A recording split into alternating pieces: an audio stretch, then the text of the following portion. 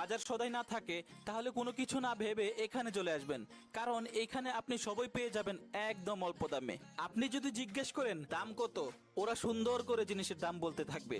আলু 20 টাকা, পটল 10 টাকা, লাউ 20 টাকা, মরিচ 30 টাকা, মূলা 10 টাকা, করলা 45 টাকা, শসা 40 টাকা, গাজর 50 টাকা, কপি 10 টাকা, দুধ 20 টাকা, আদা 150 টাকা, রসুন 75 টাকা, পেঁয়াজ 140 টাকা, কুমড়া 25 টাকা।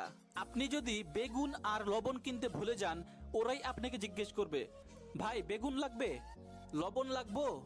আপনি যখন জিজ্ঞেস করবেন দাম কত, ওরা তখন বলবে বেগুন 71 টাকা, লবণ খুব কম, লবণ 50 টাকা।